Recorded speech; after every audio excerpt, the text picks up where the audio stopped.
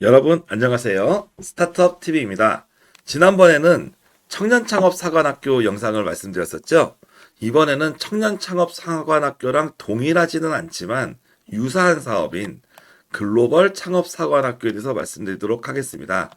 이 글로벌 창업사관학교 같은 경우도 전년에 비해서 좀 내용이 달라졌고, 근데 청년창업사관학교랑 비슷하면서도 다른 포인트가 있기 때문에 여러분들이 확인을 하시면 좋겠습니다.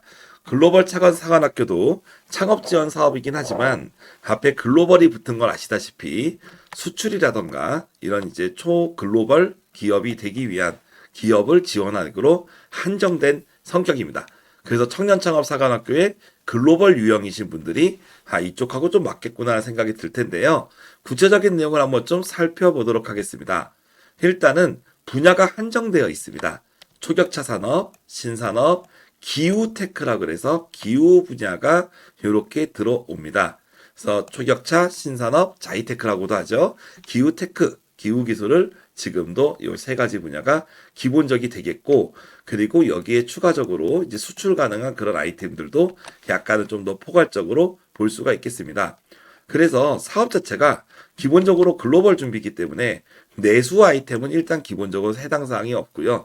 해외 진출이 가능한 그런 부분이 들어갑니다. 그러다 보니까 아무래도 영어나 외국어를 잘 하시는 분들이 그런 기업들이 좀 필요합니다. 이 사업은 창업 7년 이내 청년 대표자입니다. 그래서 예전에는 창업 7년 이내 기업을 지원하거든요. 그러니까 청년 창업사관학교가 3년 미만이었죠. 근데 여기는 7년 이내고요. 청년 창업사관학교를 졸업한 기업도 이렇게 지원할 수가 있고, 다른 사업 받은 분들도 이렇게 창업 7년 이내 조건을 맞추면 들어올 수 있습니다. 근데 여기서 허들이 하나가 더 있습니다. 예전에는 이런 허들이 없을 때도 있었는데 지금은 대표자가 청년이어야 될 것으로 들어봅니다. 그래서 창업 7년 이내에 글로벌이 가능해야 되고 초격차 신산업 기후테크 분야여야 되고 대표자가 청년이어야 되는 네 가지 조건을 만족을 해야 되는 것입니다.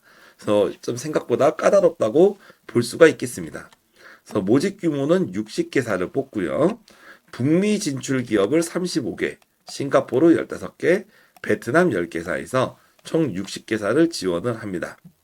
그래서 2월 12일 4시까지 청년창업사관학교랑 동일하게 접수를 받고 심사 형태도 비슷하게 이렇게 진행이 된다라고 볼 수 있겠습니다. 전체적인 내용들이 기본적인 사업계에서는 동일하게 들어가는데요. 아무래도 글로벌 창업 기업 중에 투자 유치 받는 기업들이 많다 보니까 IR 자료를 선택, 필수는 아니지만 선택 제출하도록 되어 있다는 점도 하나의 포인트라고 볼 수가 있겠습니다. 그래서 대표자가 만 39세 이하이고 창업 후 7년 이내 대표자로서 글로벌로 해야 되고 해외 방문이나 영어 소통이 가능하면서 여기 하나 더 있죠. 아이템이 초격차 신산업에 해당되는 분. 그래서 이런 네 가지 조건을 만족해야 되는 상당히 까다로운 사업이지만 선정이 되면 1억 5천의 자금을 지원하는 그런 내용이라고 볼 수 있습니다.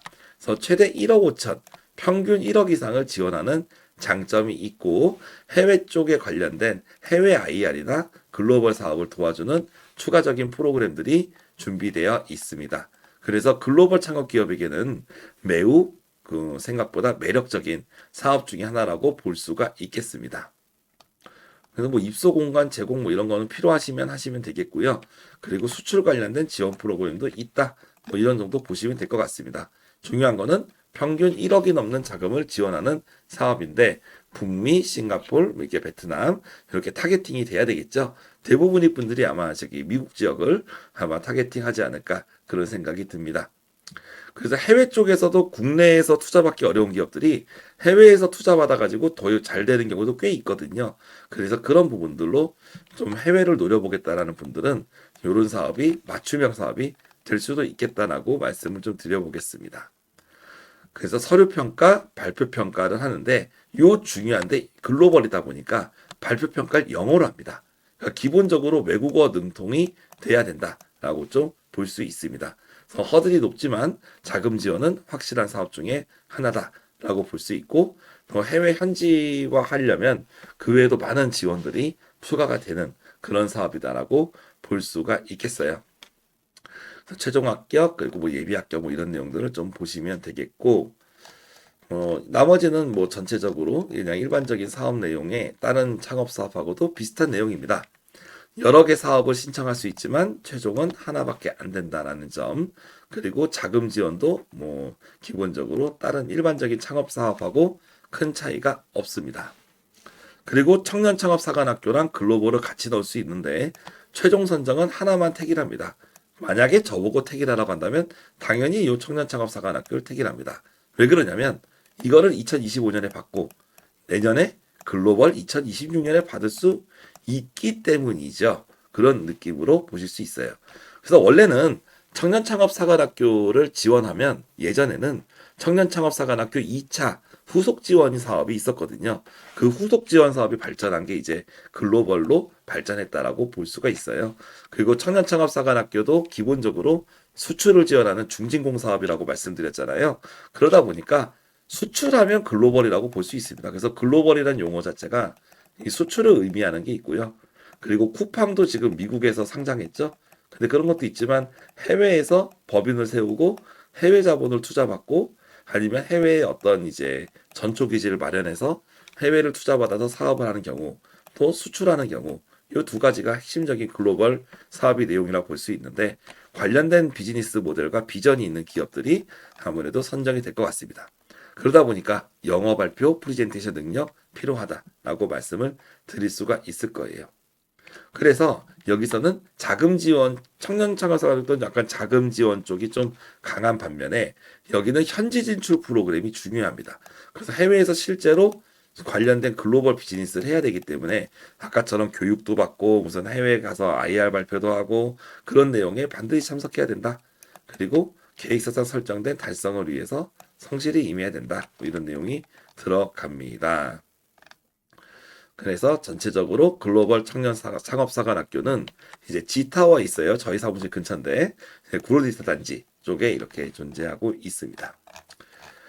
그래서 전체적인 내용들은 좀 비슷하지만 다시 한번 좀 앞으로 돌아가서 검토를 해보면 글로벌 창업사관학교는 청년 창업사관학교 비슷합니다. 왜냐하면 청년 39세 이하 대표자가 가능한 부분이 있거든요. 근데 다른 부분들은 청년 창업사관학교는 내수도 가능해요. 근데 여기 내수보다는 글로벌이라고 이미 사업 명칭이 한 것이 수출 그리고 해외 투자 유치 뭐 이런 쪽에 관련된 기업들이 돼야 된다라고 되어 있고 또 여기 명시된 부분이 아무래도 초격차나 딥테크 쪽을 뽑는다고도 되어 있고 그리고 창업 7년 미만이라는 게 좀 다릅니다.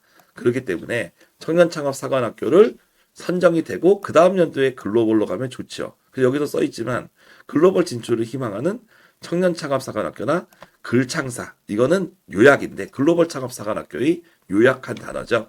그래서 글로벌 창업 사관학교를 졸업하고 한 번 더 받을 수도 있다는 거야.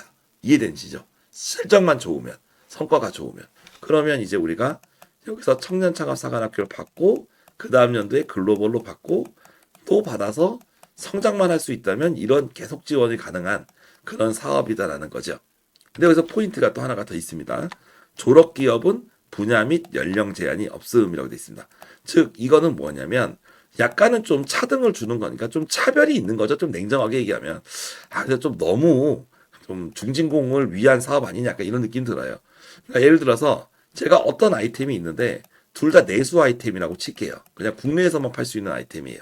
그러면 이 내수 아이템인데 똑같은 내수 아이템인데도 내수 아이템 1번은 청년창업사관학교를 받았어요. 24년 전년도에. 그리고 이거는 초기 창업 프로그램을 받았습니다. 다른 프로그램을. 그러면 여기는 내수 아이템이지만 분야 및 영역 제한이 없죠. 그러니까 글로벌 창업사관학교에 지원할 수 있습니다. 하지만 여기는 초기 창업이잖아요. 근데 글로벌이 아니에요. 그러니까 여기는 탈락 가능성이 높은 거죠. 이렇게 볼 수밖에 없죠. 그러니까 이거는 청년 창업사관학교 선정되신 분들에게 유리하게 짜 있는데 근데 이 부분에 대해서 배경 스토리는 청년 창업사관학교를 원래 후속 지원하는 사업이니까 이런 식으로 짠 거 아닌가 싶습니다. 그러다 보니까 내가 어떤 글로벌로 성장할 수 있는 아이템이 있거나 아니면 그래서 우리가 지난번에 청년 창업사관학교의 장점은 이걸 받았을 때 그 다음 년에 글로벌로 도전할 수 있다는 게 장점이에요. 그런데 대신에 단점도 하나 말씀드리면 청년창업사관학교가 매년 한 900팀 정도 선발하거든요. 900팀. 그냥 1000팀이라고 할게요. 근데 이게 창업 7년이죠. 곱하기 7이에요. 그러면은 대상 기업이 몇 개? 7천 개 정도가 되겠죠. 이 중에서 한 2천 개 망한다고 쳐도 한 5천 개 정도 기업이 지금 지원을 할 수 있다는 거예요. 이 중에서 60개 뽑는다는 얘기잖아. 그렇죠. 5천 개 너무 많나요? 한 2천 개만 할게요. 2천 개 정도 기업이 지원한다고 해도 경쟁이 세죠. 즉 청년 창업사관학교 졸업 기업만 해도 상당히 경쟁이 빡센데 일반 기업도 들어올 때도 경쟁이 치열하다는 뜻입니다. 대신에 그러니까 어떻게 보면은 여기 위에서 혁신성장, 넥스트 유니콘 기업 이쪽에 포커싱을 두시면 될 것 같습니다. 즉 적당히 성장하는 기업이 아니라 정말 뭐 엄청나게 크게 성장할 기업, 막 500억, 1000억, 뭐 1조 막 이렇게 성장할 기업들을 위주로 뽑고 싶다라는 내용에 대한 반증이기도 할 겁니다. 그래서 경쟁이 생각보다 치열한 파트가 있기 때문에 이 사업을 여러분이 꼭 넣어라 이렇게 얘기하기 쉽진 않습니다. 왜냐하면 준비가 안 된 분들은 차라리 금액이 낮더라도 좀 더 현실적으로 선정 가능성이 높은 사업에 신청하는 게 낫기 때문이죠. 그러니까 그렇긴 한데 약간 시간도 남고 내가 넣어보고 싶다 그런 분들은 충분히 넣어보실 수도 있겠다는 말씀을 드려봅니다. 근데 기본적으로는 지원자는 많은데 경쟁이 센 사업 중에 하나고 그러다 보니까 허들이 좀 많다. 그런 쪽으로 요약해 볼 수가 있겠습니다. 그래서 글로벌 창업사관학교 허들이 높지만 지원금이 빵빵하고 지원 프로그램이 좋은 사업이다라고 좀 말씀드리면서 저희는 이번 사업 소개 영상을 마치겠습니다. 궁금하신 내용들은 댓글 남겨주시고요. 또 여러분들 관련된 사업 정보들 나왔을 때 좀 더 추천드릴 수 있도록 하겠습니다. 네, 여기서 마치겠습니다. 감사합니다.